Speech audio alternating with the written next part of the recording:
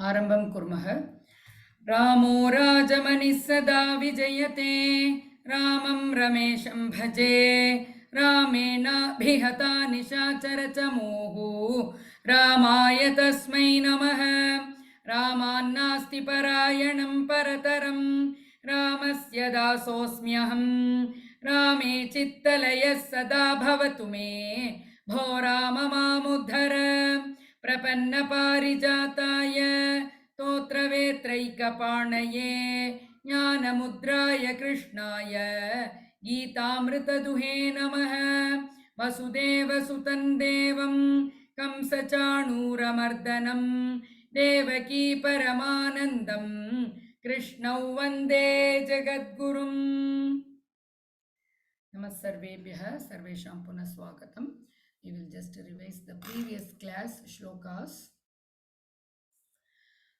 गुरून् हत्वा हि महानुभावान्, श्रेयो भोक्तुं भैक्ष्यमपीह लोके, हत्वार्थकामांस्तु गुरूनिहैव, भुञ्जीय भोगान् रुधिरप्रदिग्धान्, न चैतद्विद्मः कतरन्नो गरीयः, यद्वा जयेम यदि वा नो जयेयुः, यानेव हत्वा न जिजीविषामः, तेव स्थिताः प्रमुखे धार्तराष्ट्राः, कार्पण्यदोषोपहतः स्वभावः, पृच्छामि त्वां धर्मसम्मूढचेताः, यच्छ्रेयस्यान्निश्चितं ब्रूहि तन्मे,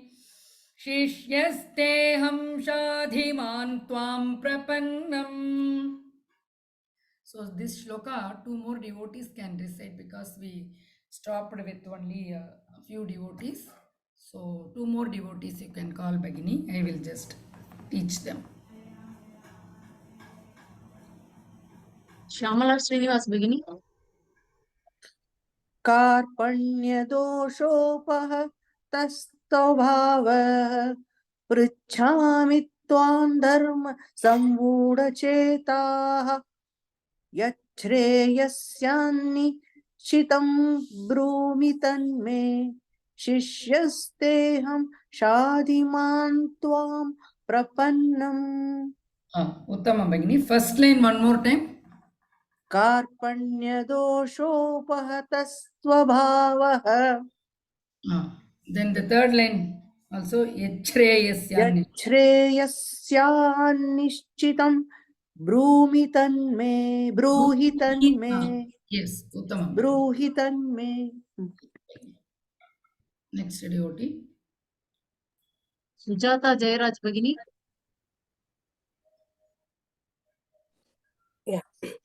कार्पण्यदोषोपहत्स्वभावः, पृच्छामि तान् धर्मसम्मूढचेताः, यच्छ्रेयस्यान्निश्चितं ब्रूहि तन्मे, शिष्यस्तेऽहं शाधिमान् त्वां प्रपन्नम्. First line Bhagini. Karpanya dosho pahatasva bhavaha. One more time you recite. कार्पण्यदोषोपहतस्वभावः. Then the second line one more time. पृच्छामि तान् धर्मसम्मूढचेताः. Picchamitwan. Mitwan. Ma, mi is rasva, twa, so mitwan. Once again. Pritchamitwan. Prichwa, it is not pricha. Prichwa. No, prichwa, there is no va Bhagini. Ichicha. Prichamitwan. पृच्छामि त्वां धर्मसम्मूढचेताः. Next line. Next line.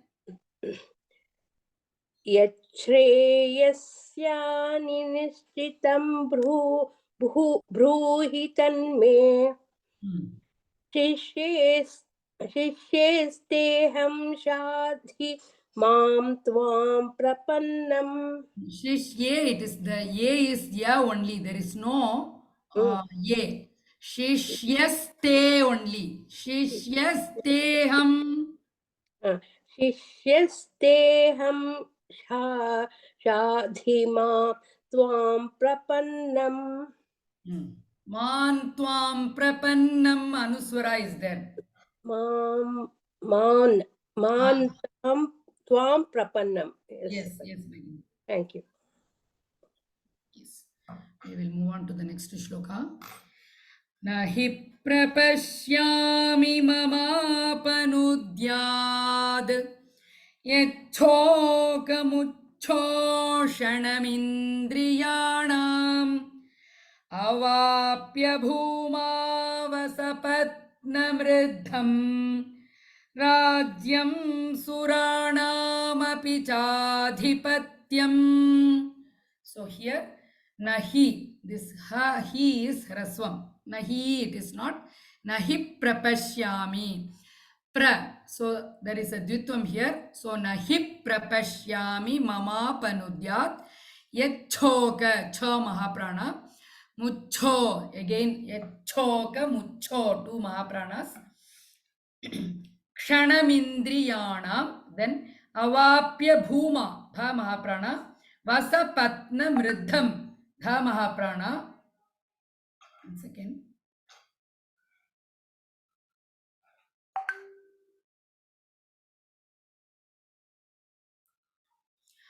Then rajyam suranamapi chadhipatyam. This dha is mahaprana here. So coming to the meaning for this shloka, we can see the 8th shloka. Nahi prapashyami. So Arjuna continues that I can find no ways of driving away this sadness that is drying up my senses. Even if I win a prosperous kingdom on the earth, or if I again gain the authority to rule like celestial gods, I will unable to remove this grief. That is, Arjuna is saying that this is not going to give me happiness. This is not going to give me happiness. That is, if I get the kingdom also, or if I get the authority to rule like the celestial gods, that is Indra, Vayu, Varuna, they have their own this one, no? Like that, if I get anything like that, also I am unable to remove this grief. I will not be happy. I will be very sad only. தமிழ்ல சொல்ல போனோம் அப்படின்னா அர்ஜுனர் என்ன சொல்றாருன்னா, எனக்கு எந்த வழியும் தெரியல, இந்த புலன்களை வரட்டும் சோகத்தை, புலன்கள் வறண்டு போயிடுத்துன்னா அவருக்கு இந்த போர்ல ஏற்படக்கூடிய பாதிப்புகள்னால அவர் மனசு மட்டும் இல்லாம எல்லா புலன்களும், கண்ணு மூக்கு காது வாய் உடம்பு முழுக்க அவருக்கு ஐம்புலன்களுமே வந்து வருத்தமா போய் சோகத்துல இருக்கார்.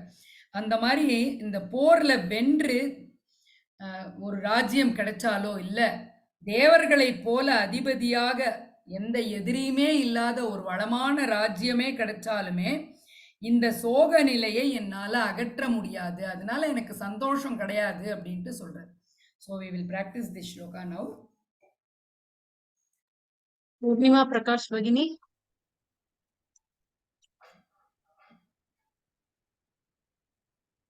Purnima Prakash Bhagini.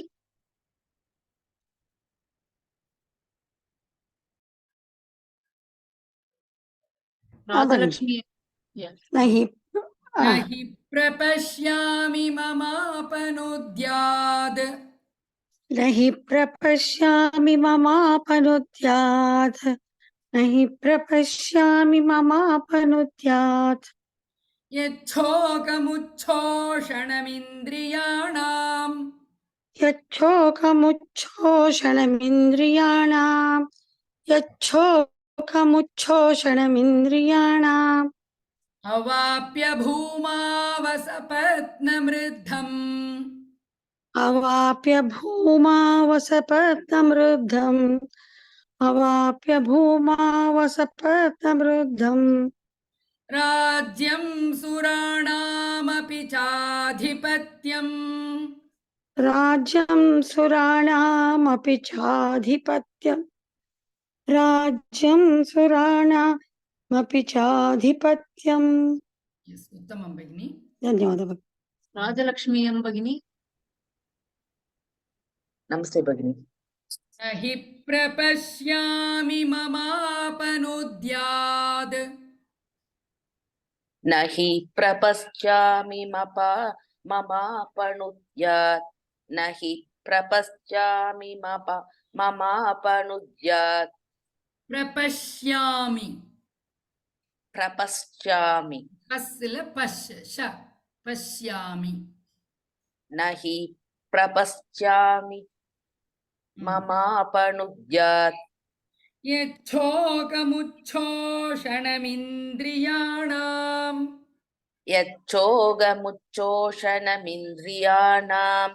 यच्छोगमुच्छोषणमिन्द्रियाणाम् अवाप्य भूमावसपत्नमृद्धम् अवाप्य भूमा वसपत्नं वृद्धम् अवाप्य भूमा वसपत्नं मृद्धम् राज्यं सुराणामपि चाधिपत्यम् राज्यं सुराणाम् अपि चाधिपत्यम् राज्यं सुराणाम् अपि चाधिपत्यम्. You should not separate while you reciting Bhagini. Rajyam Suranamapi Chadhipatyam Mapi. राज्यं सुराणाम् अपि चाधिपत्यम्. Yes, Uttamam Bhagini. धन्यवाद. पद्मजा भगिनी. नमस्कार.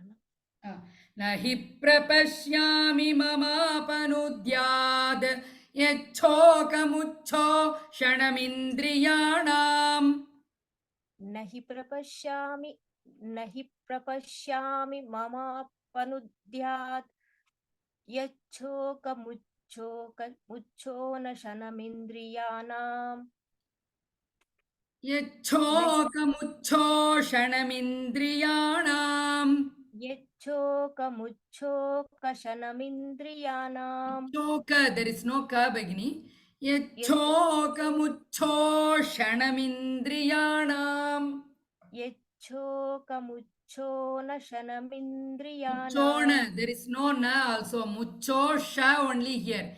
Yच्छोकमुच्छोषणमिन्द्रियाणाम् यच्छोकमुच्छोषणमिन्द्रियाणाम् अवाप्य भूमावसपत्नमृद्धम् राज्यं सुराणामपि चाधिपत्यम् अवाप्या भूमवसपत्नामृद्धम् Avapya, there is no अवाप्या yeah, there is no one अवाप्या line here for na. भूमवसपत्ना Avapya only. Avapya. अवाप्या No, avapya. अवाप्य भूमवसपत्नामृतम् Bhuma, here dirgha.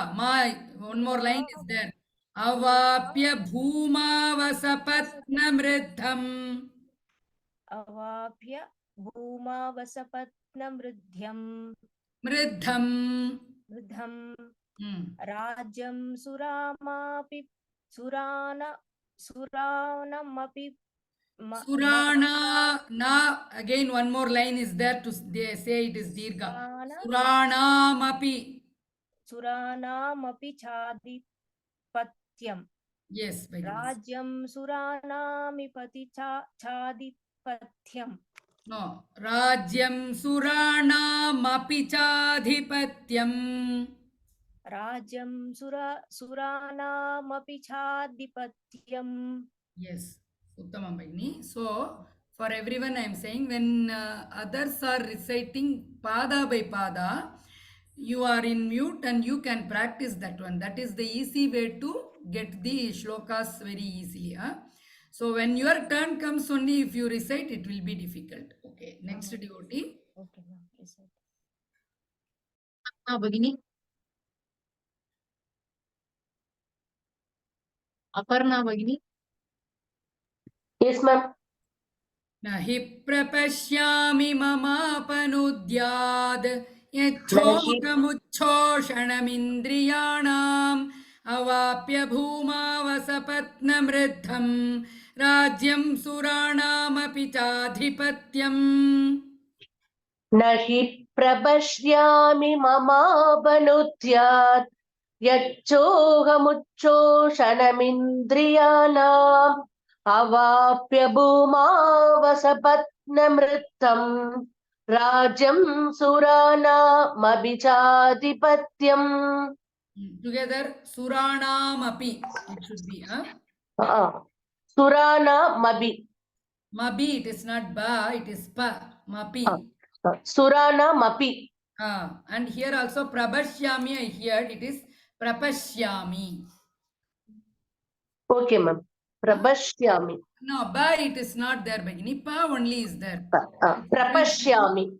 Prapashyami. Prapashyami. Yes, Uttama Bhagini.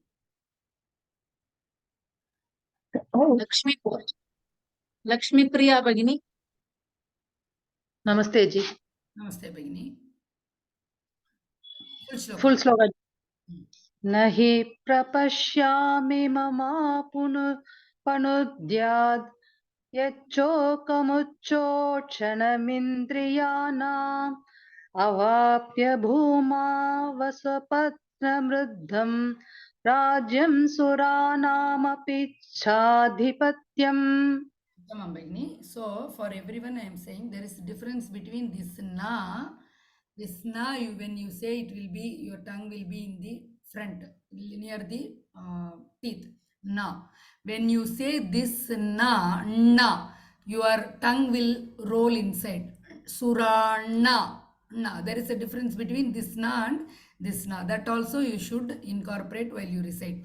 Nahi prapashyami and Suranamapi. There is a difference. That also, you can also follow that one. Yes. One more devotee. Kamalam Jagadeesan भगिनी न हि प्रपश्यामि ममापनुद्यात् यच्छोकमुच्छोषणमिन्द्रियाणाम् अवाप्य भूमावसपत्नमृद्धम् राज्यं सुराणामपि चाधिपत्यम्. Uttamam Bhagini. So we will move on to the next shloka.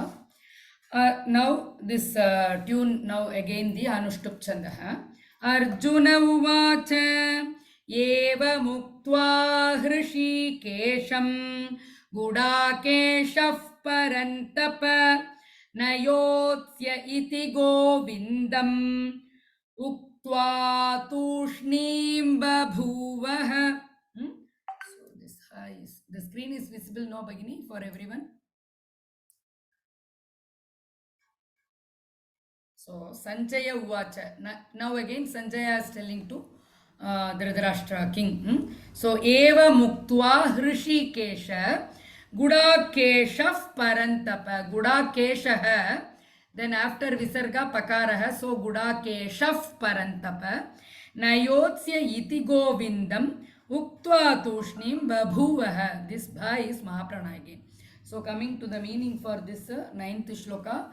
So here now Sanjaya starts telling to Dhritarashtra king.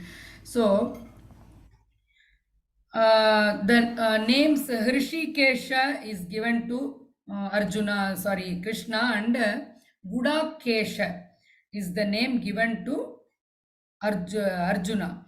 Gudakesha means he can control his sleep. That is, whenever you want to sleep, he can sleep. And whenever you want to wake up, he can wake up. Like that, he has got that that much. This one he has got. That is, he has won the sleep. We cannot do that one. If we want to, if we wake up in between in the night and we want to sleep, means we cannot sleep. It will not come. And when we want to wake up throughout, we will not be able to do that also. We feel sleepy and we will sleep. But Arjuna is not like that. He has got that this one to control his sleep. Whenever he wants to sleep, he can sleep. Whenever he don't want to sleep, he can avoid that sleep. That is the meaning for Gudakesha. So here that is the, so Arjuna says, he is just, Sanjaya is saying that having spoken like this, Gudakesha, that is Arjuna, and he addresses Krishna as Hrishikesha, God of all senses and mind, Govinda. And he said, I shall not fight, and became silent. That is, he becomes quiet. That is, Arjuna becomes quiet and he said that he will not fight. These are the things conveyed to Dhritarashtra by, conveyed to Dhritarashtra by Sanjaya. That is, Sanjayan தமிழில் சொல்ல போனால் சஞ்சயன் வந்து திருதராஷ்டிர மன்னருக்கு எல்லாத்தையும் எடுத்து சொல்லின்னு இருக்கார். அவர் எப்படி சொல்கிறார் அப்படின்னா, அர்ஜுனருக்கு ஒரு பேர் தூக்கத்தை வென்றவர், அதான் குடாகேஷர். எப்போ தூங்கணும்னு நினைக்கிறாரோ தூங்கலாம், எப்போ எழுந்துக்கணும்னு நினைக்கிறாரோ எழுந்துக்கலாம். நம்மளால் அது முடியாத ஒன்று. அது மாதிரி எதிரிகளை நடுங்கச் செய்பவன் அப்படிங்கிற ஒரு பேரும் அவருக்கு உண்டு.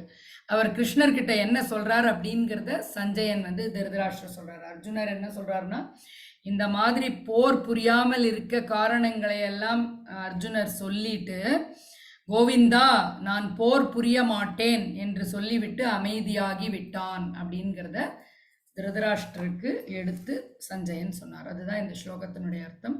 We will practice this shloka. आरती भगिनी. नमस्ते. संजय उवाच संजय उवाच संजय उवाच एवमुक्त्वा हृषीकेशम् एवमुक्त्वा ऋषिकेशम्. Not rishi bagini. Rishi is different from hrishi. That half ha is ha and r. Hrishikesham. Rishi is r, but here hr. So that h sound should be here. Hrishikesham. You try at home, Bagini. It is not rishi, it is hrishi. That half should be here. Gudakeshaf parantapa.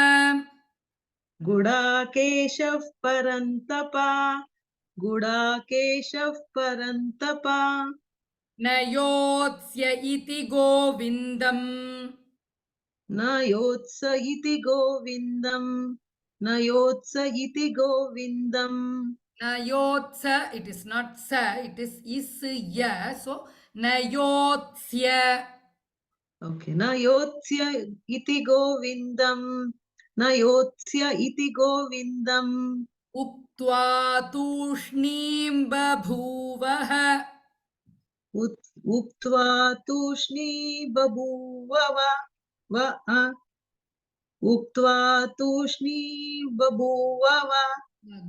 Tooshneem, the dot is there to represent makaraha. It should be here.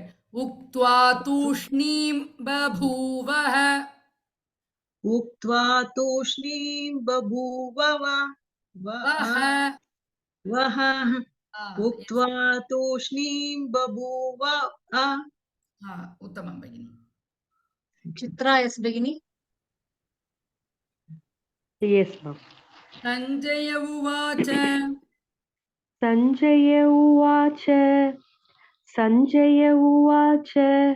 एवमुक्त्वा हृषीकेशम्. एवम् उक्त्वा कृषिकेशम्. One second. Krishiயும் இல்ல, ka இல்ல, KRIயும் இல்ல. Krishi. And ஏவம் முக்த்வான்னு பிரிக்காது படிக்கும்போது. ஏவமுக்த்வா together. Okay. एवमुक्त्वा हृषीकेशम्. एवमुक्त्वा हृषीकेशम्. गुडाकेशः परन्तप.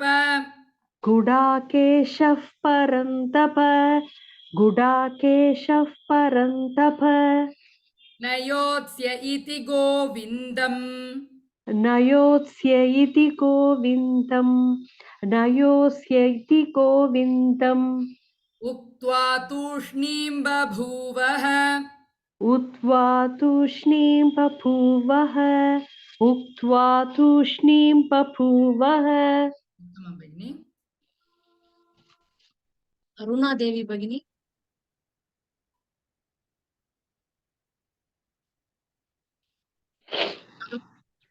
अरुणादेवी भगिनी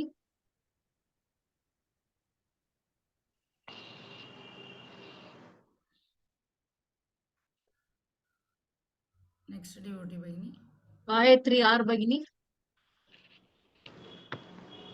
सर्वं कृष्णार्पणं गुरुजी।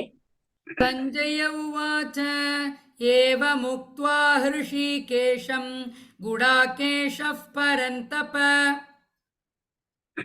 सञ्जय उवाच एवमुक्ता हृषीकेशं गुडाकेशः परन्तप। सञ्जय उवाच एवमुक्त्वा हृषीकेशं गुडाकेशः परन्तप। न योत्स्य इति गोविन्दम् उक्त्वा तूष्णीं बभूवः न योत्स्य इति गोविन्दम् युक्त्वा तूष्णीं बभूवः। न योत्स्य इति गोविन्दम् युक्त्वा तूष्णीं बभूवः। युक्त्वा इल्ल भगिनि उक्त्वा उक्त्वा, तूष्णीं बभूवः I will not Guruji. नयोत्स्य इति गोविन्दम् उक्त्वा तूष्णीं बभूवः। यस् उत्तमं भगिनि श्यामला श्रीनि सारी श्यामला वैतीश्वरन् भगिनी नमस्ते भगिनी। सञ्जय उवाच एवमुक्त्वा हृषीकेशं गुडाकेशः परन्तप न योत्स्य इति गोविन्दम् उक्त्वा तूष्णीं बभूवः सञ्जय उवाच एवमुक्त्वा हृषीकेशं गुडाकेशः परन्तप न योत्स्य इति गोविन्दम् उक्त्वा तूष्णीं बभूवः। It is not do, तूष्णीं उक्त्वा तूष्णीं बभूवः। Yes, उत्तमं भगिनि जयंती राजगोपाल भगिनी मैम फुल् श्लोका भगिनि संजय उवाच एवमुक्त्वा हृषीकेशं गुडाकेशः परन्तप न योत्स्य इति गोविन्दम् उक्त्वा तूष्णीं बभूवः பரந்தப தூஷ்ணீம் அங்கெல்லாம் மாத்திக்கணும் பரந்தப தாக்கு பக்கத்துல ஒண்ணு போட்டுக்கோங்க தாக்கு கீழே முதல் தான் படிக்கணும் தான்னு படிக்க கூடாது தூஷ்ணீமும் தூஷ்ணீம்னு படிக்கணும் तूष्णीं எஸ் உத்தமம் பகினி நெக்ஸ்ட் டிவோட்டி नागलक्ष्मी भगिनी हरि ओम गुरुजी எஸ் फुल श्लोका ओके गुरुजी सञ्जय उवाच एवमुक्त्वा हृषीकेशं गुडाकेशः परन्तप न योत्स्य इति गोविन्दम् उक्त्वा तूष्णीं बभूवः तूष्णीं दीर्घा भगिनी तूष्णीं उक्त्वा तूष्णीं बभूवः यस उत्तमं भगिनी ओके थैंक यू नेक्स्ट श्लोका तमुवाच हृषीकेशः प्रहसन्निव भारत सेनयोरुभयोर्मध्ये विषीदन्तमिदौ वचः so here tamuvacha Hrishikeshaha. This pada ends here, so we will recite as Hrishikeshaha. Even though we have pra is there, we should not use Rishikeshaf and all, because we have this Visarga ends here with this Pada we are ending. Then Prahasanniva Bharata, next Pada, Bharata, Bha Mahaprana. Senayor Ubhayor Madhye, Bha Mahaprana, Dha Mahaprana. Then सेनयोरुभयोर्मध्ये kindly mute yourself. शीदन्तमिदं Vishidantamidau vachaha. Vishidantamidam becomes Vishidantamidau vachaha in Anuswara rule. So coming to the meaning for this 10th shloka. So he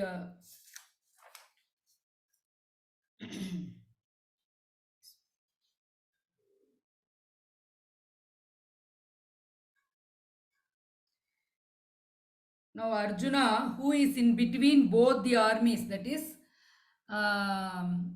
Senayor Ubhayor Madhye, that is Senai, that is between the two armies. Ubhayor Madhye, Madhye means in between the two armies. Arjuna, he is only in between the two armies. When he asked Krishna to keep his chariot in between the two armies, Krishna also kept, and he saw all these things, and he now just don't want to wage the war. So who is in between both the armies with grief and sadness? Sanjaya addressed Dhritarashtra as Bharata here in this. That is the thing of Arjuna, and Prahasanniva Bharata is, now the Sanjaya's words are going on. So Sanjaya is saying Dhritarashtra as Bharata. He is also king of this Bharata dynasty. So Sanjaya now addresses Dhritarashtra as Bharata, and he is saying that Sri Krishna, after hearing the words from Arjuna, with his smile on his face, spoke the following words. Where Arjuna is standing, we know that he is between the two armies, and Sanjaya is saying to Dhritarashtra, he is calling Dhritarashtra as Bharata, and he is saying that Arjuna is in between the two armies, and Arjuna spoke the following words that also he told him. And what, after hearing these words, Sri Krishna, after hearing the words, he started talking to Arjuna the following words with his smile on his face. கிருஷ்ணர் வந்து ஒரு புன்னகையோட பேச ஆரம்பிக்கிறாருங்கிறத சொல்றார். தமிழ்ல சொன்னா இது சஞ்சய உவாச்சன் நம்ம ஆரம்பிச்சிருக்கோம் 9வது ஸ்லோகத்துல. சஞ்சயர் திருப்பி என்ன சொல்றாருன்னா திருதராஷ்டிர பாரதன்னு கூப்பிடுறாரு. ஏன்னா அவர் வந்து பரத குலத்தில் உதித்த அவரும் ஒரு மன்னர்ங்கிறதுனால பரத டைனாஸ்டிய சேர்ந்தவர்.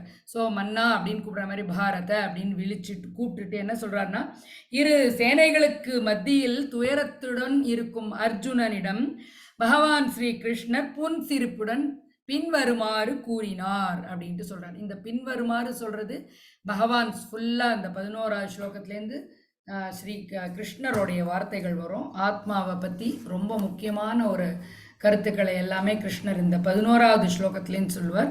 So we will recite this shloka and go on to the 11th shloka also. Yes. செங்கனி பாக்கியம் பகினி. Okay, ma'am. तमुवाच हृषीकेशः तमुवाच ऋषिकेशः तमुवाच ऋषिकेशः प्रहसन्निव भारत प्रगसन्निव भारत सेनयोरुभयोर्मध्ये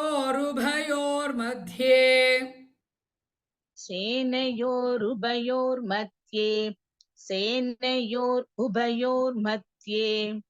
विषीदन्तमिदौ वचः विषीदन्तमिदौ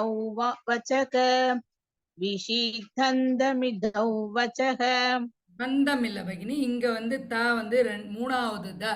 விஷீதந்தமிதௌ வசஹ. தந்தம்னா தந்தம்னு தமிழ் தந்தம் மீனிங் இல்ல, தந்தம். தந்தம். விஷீதந்தமிதௌ வசஹ. உத்தமம் பகினி. Thank you.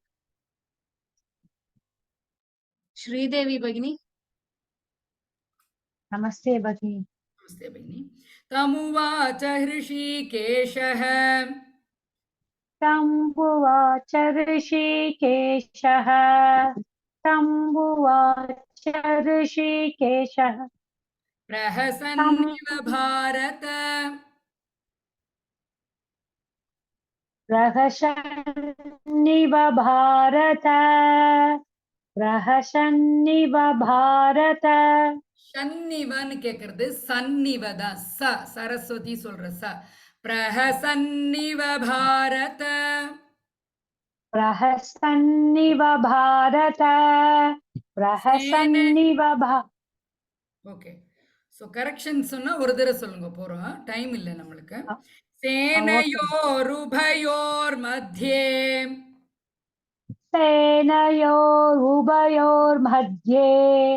सेनयोरुभयोर्मध्ये सेनयोरुभयोर्मध्ये विषीदन्तमिदौ वचः विषीदन्तमिदौ वचः विषीदन्तमिदौ वचः उत्तमं भगिनी वरलक्ष्मी देवी भगिनी नमस्कारं भगिनि नमस्ते भगिनी तमुवाच हृषीकेशः प्रहसन्निव भारत तामुवाच हृषीकेशः प्रहसन्निव भारत तामुवाच हृषीकेशः प्रहसन्निव Bharata One more time you repeat भगिनी तामुवाच हृषीकेशः प्रहसन्निव भारत सेनयोरुभयोर्मध्ये विषीदन्तमिदौ वचः सेनयोरुभयोर्मध्ये विषीदन्तमिदौ वचः सेनयोरुभयोर्मध्ये विषीदन्तमिदौ वचः சேனையோர் உபயோர்னு இருக்கு அது கேட்கணும் அதே மாதிரி விஷீதந்தமிதௌ அந்த த மகாப்ராணா கிடையாது விஷீதந்தமிதௌ வச்சஹ ஒன் மோர் டைம் सेनयोरुभयोर्मध्ये विषीदन्तमिदौ वचः அதே மாதிரி சேனையோர் ரூபன்னு கேட்கறது இங்க ப இருக்கு மகாப்ராணா ப சோ सेनयोरुभयोर् मध्ये सेनयोरुभयोर्मध्ये विषीदन्तमिदौ वचः उत्तमं भगिनी धन्यवाद भगिनी धन्यवादः ललिता गणेश भगिनी नमस्ते तमुवाच हृषीकेशः प्रहसन्निव भारत सेनयोरुभयोर्मध्ये विषीदन्तमिदौ वचः तमुवाच हृषीकेशः प्रहसन्निव भारत सेनयोरुभयोर्मध्ये विषीदन्तमिदौ वचः उत्तमं भगिनी धन्यवादः रंजनी रमेश भगिनी नमस्ते भगिनि नमस्ते भगिनी तमुवाच हृषीकेशः प्रहसन्निव भारत सेनयोरुभयोर्मध्ये विषीदन्तमिदौ वचः उत्तमं भगिनी ज्योति लक्ष्मी भगिनी नमस्ते भगिनि yes full shot तमुवाच हृषीकेशः प्रहसन्निव भारत सेनयोरुभयोर्मध्ये विषीदन्तमिदौ वचः उत्तमं भगिनी so moving to the next shloka so from 11th shloka up to 53 shloka full Krishna's advice to Arjuna about the Atma and what are all the things he has to do and 54th and 50 shloka is by Arjuna and 55th to up to the end of the chapter 72, Sri Krishna again to Arjuna. So this is the main and important chapter, because Sri Krishna is giving about the Atma Jnanam, which is very difficult to understand by normal people, even me also. So slowly only we have to again and again we have to recite the shlokas and read the meanings then and there, and we have to relate our daily life with these principles. Then only we will be able to understand. Even I also, whatever I am saying is just getting from the information, I am passing on it. But the meaning you understand by your own thing is very important. நீங்களே அதை படித்து புரிஞ்சுக்கும் போது, உங்கள் வாழ்க்கையோடு relate பண்ணி புரியும் போது தான் பகவத்கீதா ரொம்ப இன்ட்ரெஸ்டிங்கான ஒரு வாழ்க்கை. உலகத்திலேயே வாழ்க்கை தத்துவத்தை ரொம்ப அழகாக எடுத்து சொன்னவர் கிருஷ்ணர். எவ்வளோ ஈஸியாக நம்மளை துன்பத்திலேருந்து வெளியில் வரணும்னா அது இந்த பிரின்சிபல்ஸ் தான். ரொம்ப ரொம்ப கஷ்டம், ரொம்ப நுண்ணிய கருத்துக்கள், ரொம்ப கஷ்டம் புரிஞ்சுக்கிறதுக்கு. ஆனால் திரும்ப திரும்ப படிக்கும்போதும் திரும்ப நம்ம கேட்கும் போதும் கட்டாயமாக அந்த இது புரிய ஆரம்பிக்கும். சில பேருக்கு உடனே புரியும், சில பேருக்கு லேட்டாக புரியும். அதனால் அதை பற்றி கவலைப்பட வேண்டாம், நம்ம படிச்சுட்டே இருப்போம், எப்போ புரியறதோ புரியலாம். ஸோ ஸ்ரீ பகவானுவாச்ச அசோச்யானன் வசோச்சஸ்த்வம் பிரஜ்ஞாவாதாம்ஷ்ச பாஷசே गतासून गतासूंश्च नानुशोचन्ति पंडिताः. So here Shri Bhagavan Uvacha. So I will just give the meaning only, the time permits. So we will practice next class. So Shri Bhagavan Uvacha, this Bha Mahaprana. Ashocyanan Vashochastvam Prajnavadamscha Bhashase. Bha Mahaprana. Gatasuna Gatasumscha Nanushochanti Panditaha. So here Krishna says, Shri Bhagavan Uvacha. Bhagavan Sri Krishna is telling these things. Supreme Bhagavan Lord Krishna said, Ashocyanan Vashochastvam. So not worthy of grief. Ashocyan. That is, he is saying that you speak words of wisdom like well learned, but you are mourning for that which is not worthy of grief. The wise people never express sadness either for living or for dead. Sri Krishna is telling that you have spoken to Arjuna. Is saying that you have spoken like a wise people or learned people, but the word but you are mourning for that which is not worthy for grief. That what are you are saying is, and you are feeling grief, that is not worthy at all, he is saying. தமிழில் சொல்ல போனோன்னா கிருஷ்ணர் இப்போ அர்ஜுனருக்கு எடுத்து சொல்ல போகிறார். அப்போ அவர் என்ன சொல்கிறார் அப்படின்னா, புருஷோத்தமரான ஸ்ரீ கிருஷ்ணர் அர்ஜுனர்கிட்ட சொல்கிறார், அர்ஜுனா நீ அறிவுடையவன், நீ அந்த மாதிரி அறிவுடையவர்கள் என்ன பேசுவார்களோ அது போல பேசுகிறாய். ஆனால் அதே சமயத்தில் கவலையே படக்கூடாத விஷயத்திற்கு கவலைப்படுகிறாய். நன்கு கற்று அறிந்த அறிஞர்கள் வாழ்பவர்களுக்கோ அல்லது மாண்டவர்களுக்கோ வருந்துவது இல்லை. நல்ல ஞானமுடையவர்கள் வாழ்க்கையில வாழ்ந்துருக்கிறவளை பற்றியும் அவ வருத்தப்பட போறதில்ல, ஏற்கனவே மாண்டவர்களை பற்றியும் அவ வருத்தப்பட மாட்டா. அதுதான் ஒரு கற்றறிந்த ஞானமடைந்தவர்களுடைய ஞானம்னு அவர் சொல்ற ஞானம் என்னன்னு நம்ம பார்ப்போம். இந்த ஞானமடைந்தவர்களுக்கு கட்டாயமா வாழ்பவர்களை பற்றியும் வருத்தம் இல்லை, இறந்தவர்களை பற்றியும் வருத்தம் கிடையாது. நீ ஒரு அறிவுரையவன் அப்படின்றவர்கள் அந்த மாதிரி நீ பேசுற, ஆனா உன்னுடைய பேச்சில் கவலையே படக்கூடாதே ஒரு அற்பமான விஷயத்திற்கு நீ கவலைப்படுற அப்படின்ட்டு சொல்றார். So we will just continue this shloka in the next class. I will just revise the shlokas done today.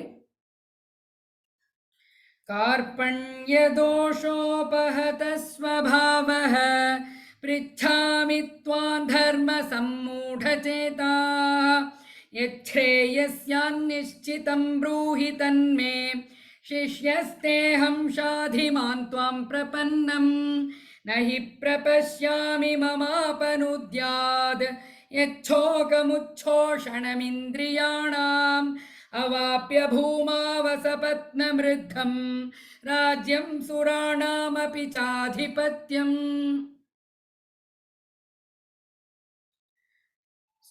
Sanjaya उवाच एवमुक्त्वा हृषीकेशं गुडाकेशः परन्तप न योत्स्य इति गोविन्दम् उक्त्वा तूष्णीं बभूवः तमुवाच हृषीकेशः प्रहसन्निव भारत सेनयोरुभयोर्मध्ये विषीदन्तमिदौ वचः श्रीभगवानुवाच अशोच्यानन्वशोचस्त्वं प्रज्ञावादांश्च भाषसे गतासून गतासूंश्च नानुशोचन्ति पण्डिताः समापयामः ॐ पूर्णमदः पूर्णमिदं पूर्णात् पूर्णमुदच्यते पूर्णस्य पूर्णमादाय पूर्णमेवावशिष्यते ॐ शान्ति शान्ति शान्तिः धन्यवादः सर्वेभ्यः राम राम राम पुनर्मिलामः।